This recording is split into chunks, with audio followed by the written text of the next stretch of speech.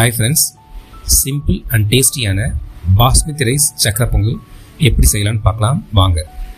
First ஒரு cup basmati rice, 3/4 cup பாசிப்பயிரை நல்லா கழுவி ஒரு 30 நிமிஷம் ஊற வச்சுக்கலாம்.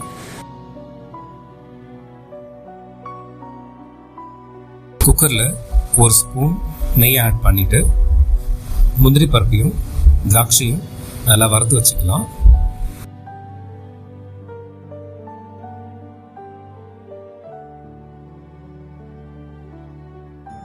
அதே குக்கரில் 6 கப் தண்ணி ஆட் பண்ணுங்கள். தண்ணி பாயில் ஆனதுக்கப்புறம் ஊற வச்ச அரிசியும் பாசிப்பயிரையும் ஆட் பண்ணி ஒரு 6 விசில் வர வரைக்கும் வேக விடுங்க.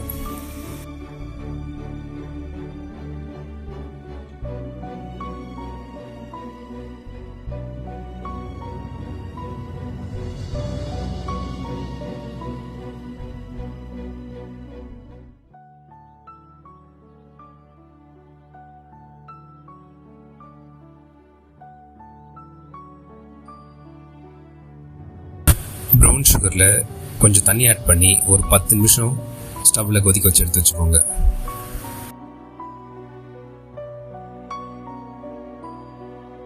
ப்ரெஷர் ரெடியூஸ் ஆனதும் குக்கரை ஓப்பன் பண்ணி அரிசியும் பாசிப்பயிரையும் மேஷ் பண்ணி விட்டுட்டு ரெடி பண்ணி வச்சு சுகர் சிரப்பை ஆட் பண்ணி நல்லா கிளறுங்க.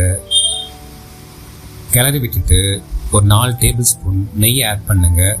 நெய் ஆட் பண்ணிவிட்டு பொடிச்சு வச்ச ஏலக்காவையும் வறுத்து வச்ச முந்திரி திராட்சையும் ஆட் பண்ணி ஒரு 5 நிமிஷம் கிளறி விட்டு இறக்குங்க.